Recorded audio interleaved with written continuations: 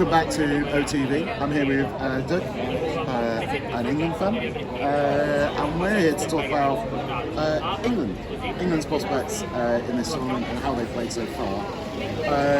We've just been talking earlier. I mean, what do you think? I mean, Southgate for me is not the right manager, but for you? Well, is he the right manager? I guess we can sort of pass judgment on that at the end of the tournament, right? If England go out in the round of 16 with a couple of more disappointing performances, then he's not the right man. If he gets us to maybe the semi-finals or final, then of course he's the right man. It's very easy to be wise after the event. So far, I thought England have given one very solid performance and one slightly disappointing performance. But it's the group stages. They've got 4 points. They'll probably go through, barring a remarkable sequence of results. They'll go through, and then it's a cup competition, and who knows? I mean, that is it. I mean, all these cup competitions, it's like basically, you know, it's who turns up on the day. It's not necessarily who's the best team, who's at the best form. But it does seem to me that England have lost a little bit of their ability to attack in these last two games, especially. They scored one goal. Harry Kane's not been involved at all. Yeah, Kane's an interesting one.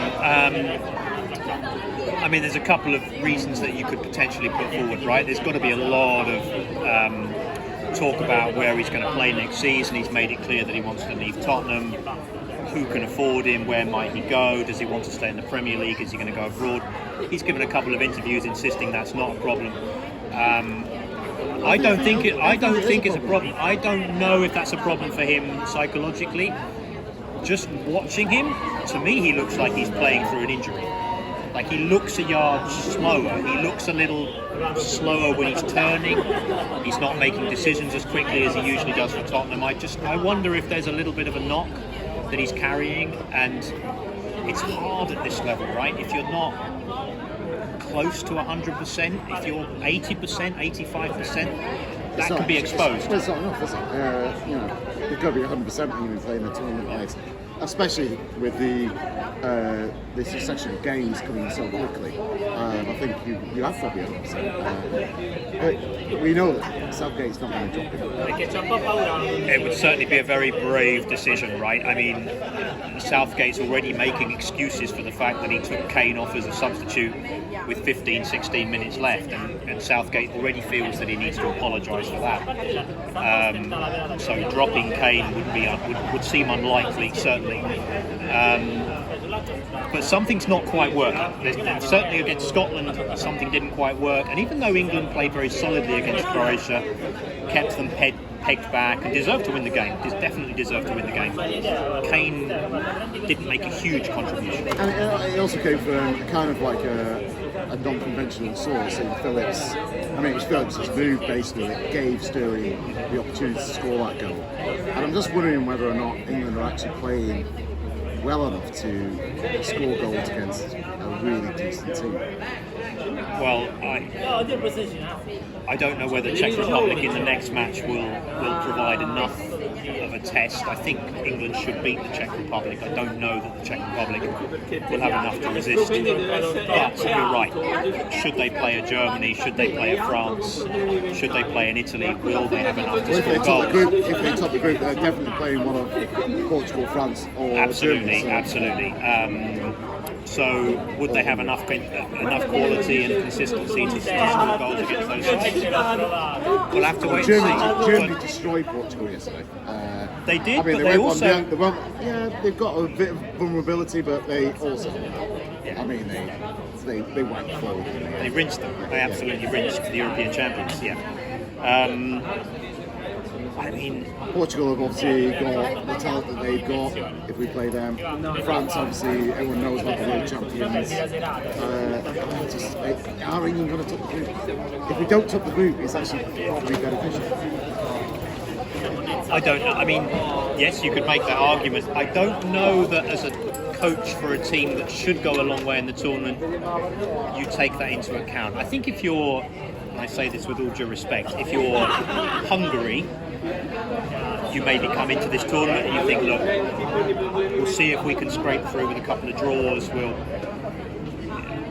if we're runners up, as if we're great, if we're one of the third best teams, one of the best third place teams, great. I don't know that you think that as if you're the England coach. I think you have to be a little bit more positive. No, and winning's a good habit to get for a into. draw, though, I mean, he does seem to be edging on the side of caution. You mentioned that before as well, which is Southgate does edge on the side of caution. I think so. he's A draw pragmatic, a draw against Czech Republic would essentially get us through. Yeah, it's fine. And that would mean we would actually finish second. I don't.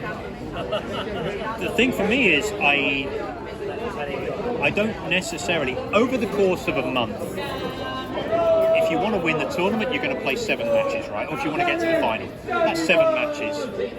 The Welsh have returned from their heroic 1-0 defeat, but unlucky defeat against Italy. You're going to play 7 matches. With the best will in the world, you're going to play 2 brilliant games, maybe 3. You don't want to spunk those on the group games. You want to save your big performances for the knockout stages. A slow burner like Italy. Or Portugal. Used to be. I mean, Italy used to be. I mean, they've been out full out. Well, if you look at Portugal, I was going to say 4 years ago, it's 5 years ago now, they drew all 3 group games and they were a little fortunate in a couple of those games to get the draws. They beat Poland on penalties after a very even match. They beat Croatia after I thought being second best most of the match with a last minute goal. Then they played very well to beat Wales. And then they held out very well against France, who had absolutely run themselves into the ground in the semi against Germany. And Portugal are the European champions. Belgium, France, Germany, Italy, and possibly Croatia were better teams than Portugal, but they won. And we look back to Greece for and Greece is a great example. Out of the 16 teams in that tournament, it was the 16th best team. So, I mean, anything's possible. So, I'm not going to write off England completely. No, and I actually think there's more to come from this England team. The Scotland game was always going to be a very particular game, right? Even if we'd annihilated Croatia 4-0, 5-0, the game against Scotland is a derby, and we all know that Arsenal can be annihilating everyone in the Premier League, or Tottenham can be annihilating everyone, and then they play Fulham or Palace, and it's a derby. And there's something more about that. We always knew that was going to be the case. I wouldn't be at all surprised if England win against Czech Republic without breaking sweat. England could only fail in that. Basically, unless you win. And win easily. You fail. Yes. Whereas Scotland went into that and penny result for them was a proper, decent result. I agree. What I think Southgate might do, and might be advised to do, is just to give a few of his boys a break against Czech Republic. I wouldn't be surprised, for example, if he starts Grealish. I'd like to see Grealish start. So we had a little conversation before, and we were saying, because Phil Foden's been called the Stockport Gaza because of his hair. But we were saying that basically the real heir to Gaza is... I think Foden's a marvellous player. I think he'll have a huge career for England and Man City or whoever else he ends up playing for. He's splendid. But I think in terms of Gascoigne, I think Grealish is the closest we've had. Gascoigne obviously was more robustly built. He was bigger, he was stronger, he had more rounded shoulders and a deeper chest. He could bully defenders out of the way, which Grealish can't do. Yeah. He's too slight. Well, he actually just goes down, doesn't he? But the dribbling style is similar, right? There's no show ponying. It's a little dip, it's a little wiggle of the hips, it's old-fashioned dribbling, it's twisting, turning. He dribbles with the head up.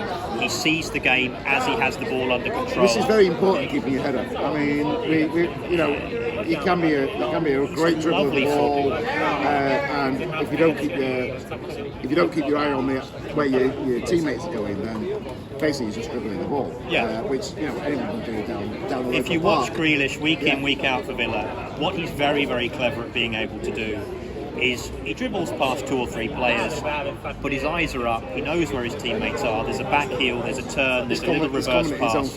He's taken 3 defenders one way, and the pass is released the other way. We saw a little bit of that from Ronaldo yesterday. When that was odd. Yeah. I mean, I'm not a big fan of Cristiano Ronaldo for obvious reasons. But yeah, when he did to that little flick around the corner, it's an awareness. It's beautiful to watch. Yeah. And so yeah, I think there might be a couple of changes. I think, as we've said, barring a really freakish sequence of results England will go through. Do you think you should play Foden on the left? Because my personal opinion is Foden's not playing that great because he's playing him on the right, and I would rather see him on the left. We've got two City players basically there playing at the same pace, which is Sterling and Foden. Foden's had much better form than Sterling, so I would like to see Foden start on the left. Rest Sterling for a game. Sterling's got a really good record for England, so it's very hard to drop him. But I think for the Czech game, we can do that. And let's just see if we get a little bit more creativity from Foden being on the left than Sterling on the left. Well, I think it's just a case of him being on his stronger foot, right? He's a wonderful player, but he's almost exclusively left-footed, and it's tough if you ask a player that has so far played his career, such as it is, he's not 21. Well, actually, when he played for England in the tournament where they won, which I think was in the 17, he did play on the right. He did, but he's as a City player, he was wonderful. But as a City player, he's accustomed to playing on the left. It enables him to move wide when he needs to. It enables him to sort of cut in field when he feels like he can. It enables him then to sort of link with the left wing back if the left wing back or the left full back is pushing up. He just doesn't look comfortable on the right because the defenders know he has to come in field, and it squashes England's play. And with Sterling, who's right-footed, who again has made his name on the left, with the pair of them pushing in, England's play became very central. That's the way that Guardiola plays wingers. I mean, he likes them to come in, cut inside and put the ball in with their back Guardiola has Yeah. De Bruyne, who then sort of is the fulcrum, right? And then De Bruyne does everything else with the best will in the world.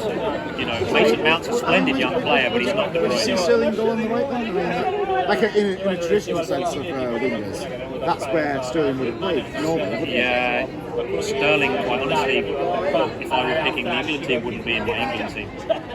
However, I agree with you. In some of the qualification games when England were up against relatively modest opposition, he did play well. I mean, he's got whatever it is, 10 goals and he scored a hat-trick against Spain as well. Friendly matches. It's only the English Nations League. Nations League is basically a friendly match, isn't it? Nations League is. We could do a whole other podcast on the Nations the last League. major tournament that England won was the World Cup. We haven't won at all.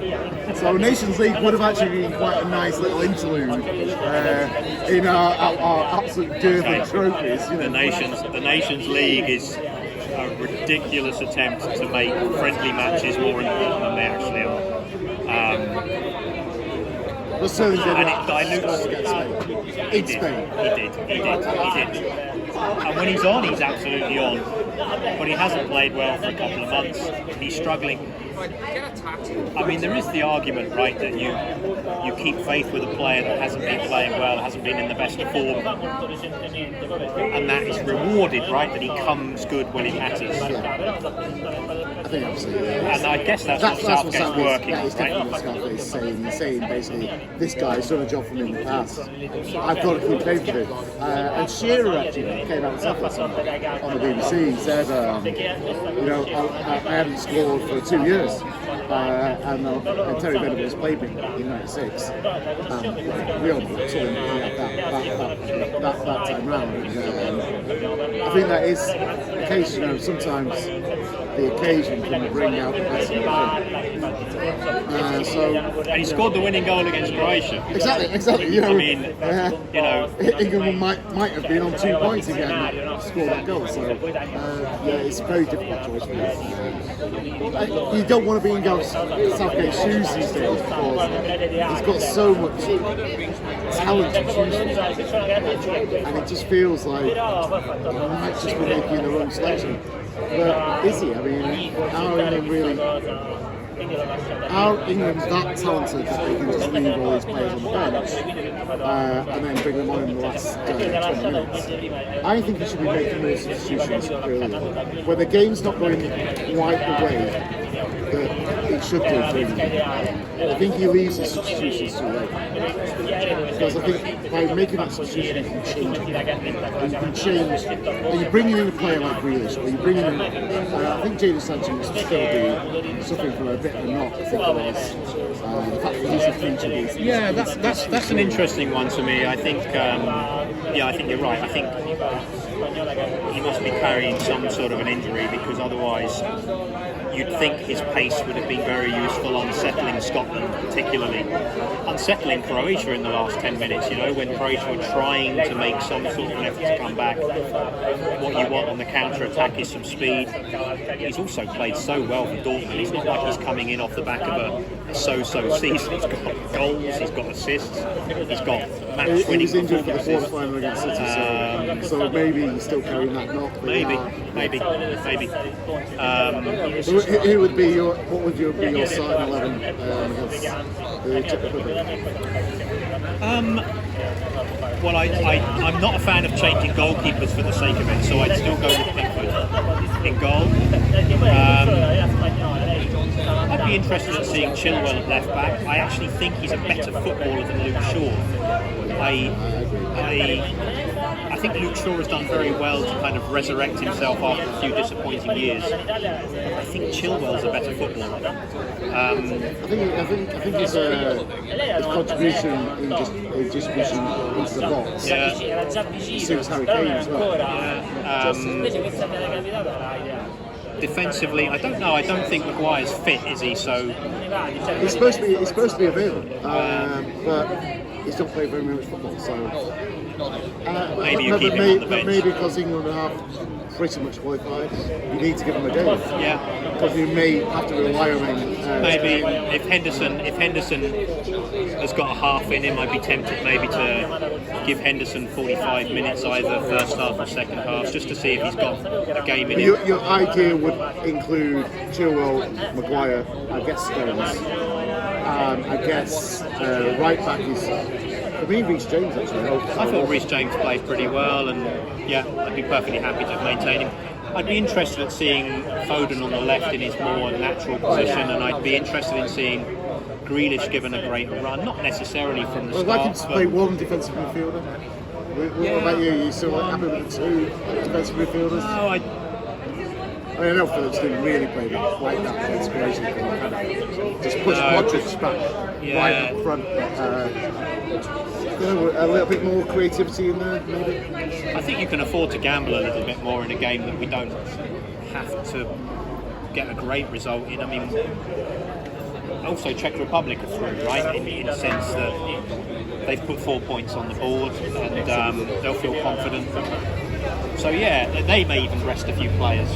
So yeah, I'd be happy enough if we go with one defensive midfielder. If we maybe pull Mount back a little bit, push Grealish in, maybe forward behind Harry Kane, or maybe even give Kane a rest and put Calvert-Lewin up front and give Kane a few days off. Just say, look, you're our number one striker. This game's not the game that's going to decide the tournament. But the round of 16 against maybe France and Portugal. What mentality is that putting in the other players then? Because if you rest in Kane, it's like saying, oh, well, this game's not that important. You know, because obviously England always pick Kane because of the talent he is. If you rest him, does that send a message to the rest of the team? I mean, I'm not in the England camp. I don't know what sort of relationship the players have with each other and with the coach, but I think if you're trying to win the tournament, if you're serious about winning the tournament, you have to think about playing 7 games in a short space of time. You have to plan for 7 games. To me, it looks like Kane's off the pace.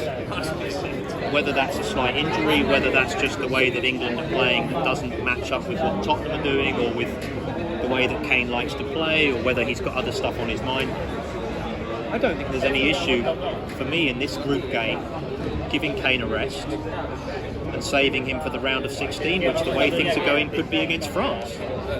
Right? I mean, if we top the group, if actually we draw against Czech Republic, we'll finish second in the group, and we'll avoid France, Portugal, and Germany. Yeah, and then we go the other route with an easier round of 16, and then which gives us just an extra game to maybe get a bit forward. I'm not saying we should go for a draw. I'm just saying it is maybe a likely outcome that we'll have a draw because England aren't firing up front, and Czech Republic have got a goal in them. Yeah. So I mean, my prediction is 1-0. Okay.